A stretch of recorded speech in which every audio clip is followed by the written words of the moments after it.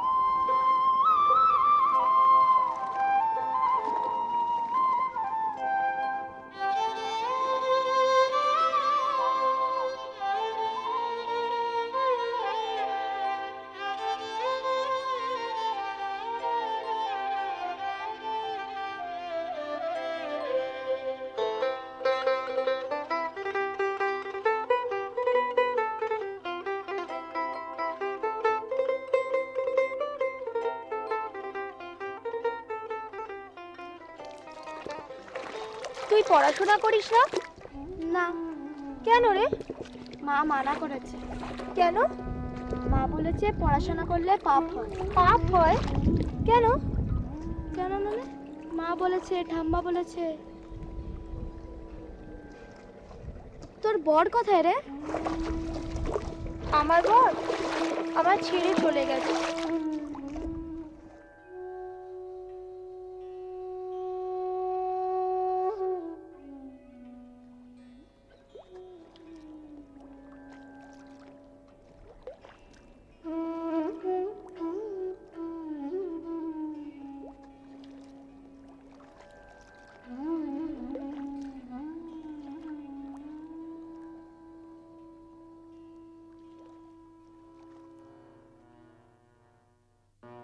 ওস্তাদজি, আজ আপনি আমার এই বাড়িতে পদার্পণ করেছেন। আমার যে কি ভালো লাগছে তা আপনাকে ভাষায় বোঝাতে পারবো না। দেখুন, আপনারা যে ধরনের গুণী মানুষ,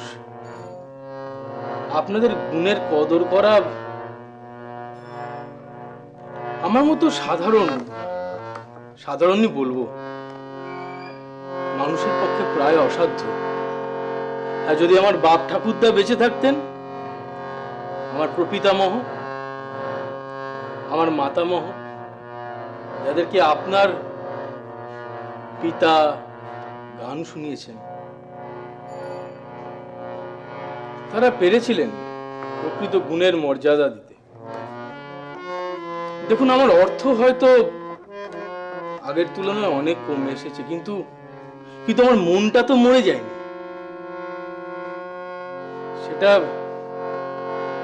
সেটা এখনো ভালো কিছু পাওয়ার জন্য, সুন্দর কিছু শোনবার জন্য উন্মুখ হয়ে থাকে। ওস্তাদজি, আমার বড় স্বাদ আমার সেই প্রিয় গানটি আপনি যদি আরেকবার করেন, আমি তাহলে বড্ড ধন্য হই।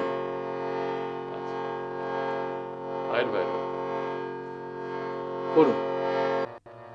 আপনি তো নিজে চোখেই দেখছেন, আপনাদের গুণের কদর করবার মতো সামর্থ্য আমার হয়তো নেই, কিন্তু কিন্তু ভালো কিছু শুনবার জন্য মনটা আমার উন্মুখ হয়ে থাকে। আচ্ছা, যাই হোক, আপনাকে আমি খুব শ্রদ্ধা করি উস্তাদজি, ভালোবাসি। আর ভালোবাসি বলেই আমি চাই যে আপনার ভালো হোক। আপনাকে আমি একটি কথা বলতে চাই। বলুন। দেখুন, চারপাশের অবস্থা বিশেষ ভালো নয়। আচ্ছা, দিনকাল বদলাচ্ছে, মানুষজনও বদলাচ্ছে। আমাদের সকলেরই একটু সতর্ক হয়ে থাকা উচিত। আমি আমি খবর পেয়েছি যে আপনি ওই ঘাটের কোনো একজন সাধুকে আপনি এর মধ্যে আপনার গান শুনিয়ে এসেছেন। হ্যাঁ শুনেছি। সে আপনারা গায়ক মানুষ, আপনারা শোনাতেই পারেন, কিন্তু আমি ঘাটে একজন মানুষকে দেখেছিলাম, তার কথাবার্তা চাল চলন আমার কিন্তু বিশেষ সুবিধার মনে হয়নি ওস্তাদজি। আচ্ছা, তাই আমি আপনাকে মানে অনুরোধ করছি যে একটু সতর্ক হয়ে থাকবেন, নিশ্চয়ই। কারণ আপনাদের কোনো ক্ষতি হলে আমার খুব খারাপ লাগবে। তো জানি। হুম? আপনি যখন বলেছেন সতর্ক হয়ে চলাই ব্যাস, আমাদের উচিত মনে হয়। ব্যাস, এটুকুই এটুকুই। কত কাজ পড়ে আছে, কখন শেষ হবে কিছুই বুঝতে পারছি না। বলবো মাস্টারমশাইকে একবার? দাঁড়াও আমি দেখি। মাস্টারমশাই, অনেক দেরি হয়ে যাচ্ছে, কত কাজ পড়ে আছে ওদিকে। আহ, এটাও তো একটা কাজ। উনি ডেকে পাঠিয়েছেন, এটাও তো দেশেরই কাজ। দক্ষিণাবাবু, ও আপনারা সবাই এসে গেছে? যে আগে আচ্ছা, একটু দাঁড়ান, আমি আসছি।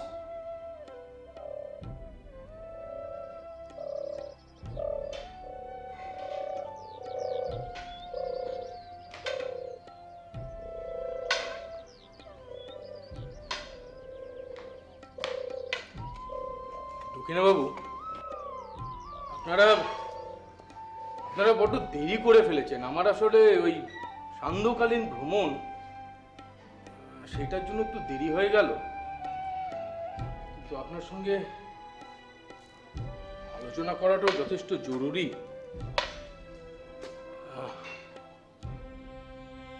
তো আপনার সঙ্গে একান্তে কিছু কথা বলতে চাই, যদি আপনার আপত্তি না থাকে তাহলে। না না, কোনো আপত্তি নেই। তোমরা একটু অপেক্ষা করো, আমি একটু কাজের কথা সেরে নিচ্ছি। আসুন।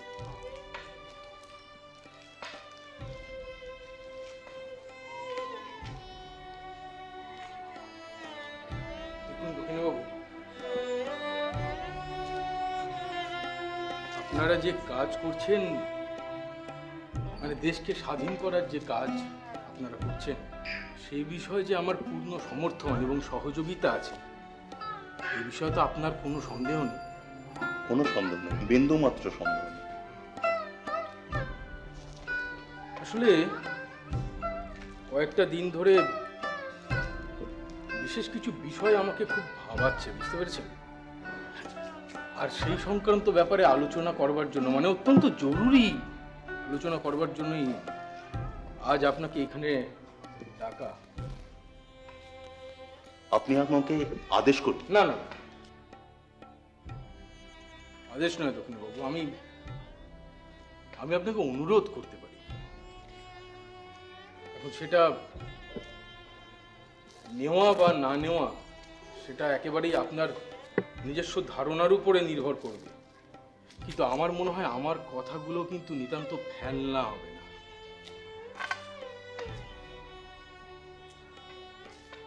দেখুন দক্ষিণাবাবু, আমি জানি যে আপনারা যে কাজ করছেন, যে সেবায় আপনারা ব্রতী হয়েছে, সেই কাজে আপনাদের কোনো খামতি নেই। কিন্তু আমি বলতে বাধ্য হচ্ছি যে আপনাদের আরেকটু সতর্ক হওয়া প্রয়োজন। তার মানে আমরা তো না না দেখুন, যে ধরনের কাজ আপনারা করছেন তাতে যতটা সতর্ক হলে পরে সবটা ঠিক ঠিক মানায়, আপনারা ততটা সতর্ক নন। আপনাদের আপনাদের কর্মপদ্ধতি আমার নিতান্তই বাৎসল্য সুলভ লাগছে। দেখুন দক্ষিণবাবু, একটা কথা আপনাকে বুঝতে হবে, সেটা হচ্ছে যে ইংরেজ সরকার তাদের ক্ষমতা এত ভঙ্গুর নয় যে আপনারা বার দুয়েক বন্দে মাতরম ধ্বনি দিলেন আর তারা সঙ্গে সঙ্গে এই দেশ ছেড়ে পালিয়ে যাবে। এটা তো উপলব্ধি করবার মতো বয়স এবং বিবেচনা আপনার থাকা উচিত বলে আমার মনে হয়। না মানে না না, শুনুন, আমাকে শেষ করতে দিন। দেখুন দেখুন, দেশ সেবার কাজে নিজেকে ব্রতী করা, বন্দে মাতরম ধ্বনি তোলা, দেশের সেবা করা, আবেগ দিয়ে দেশকে মাতৃরূপে পূজা করে প্রাণ বিসর্জন দেওয়া যায়, কিন্তু দেশকে পরাধীনতার হাত থেকে মুক্ত করতে গেলে যে সাংগঠনিক দায়বদ্ধতা, যে সাংগঠনিক শক্তি দরকার, সেটা কিন্তু আপনাদের নেই। আপনার পরামর্শ আমরা মনে রাখবো। মনে রাখতেই হবে, মনে রাখাটাই বাঞ্ছনীয়। বাবু, আমার দিক থেকে সহযোগিতার অভাব আপনারা তো কখনো কোনোভাবে উপলব্ধি করেননি। আপনি জানেন আপনাদের কাজকর্মের সঙ্গে আমার স্বার্থ কিভাবে জড়িয়ে আছে?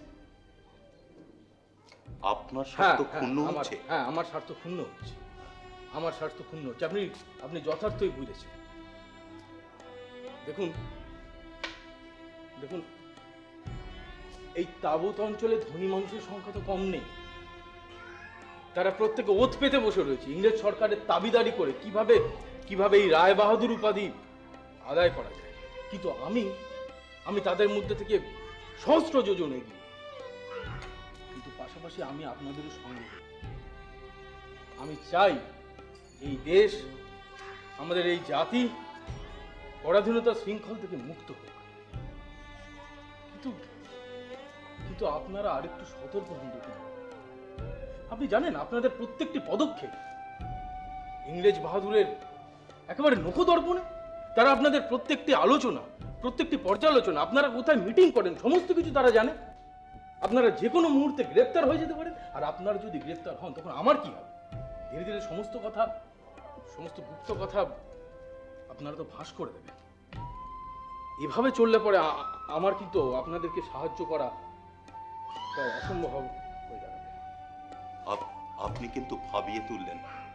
ভাবুন, আমরা নিশ্চয়ই এ ব্যাপারে সতর্ক হব। হ্যাঁ, সতর্ক হন। আর একটু ভাবুন যে কিভাবে এই বিপদ থেকে নিজেদের, এমনকি আমাকে এই বিপদ থেকে কিভাবে আপনারা উদ্ধার পাওয়াতে পারেন।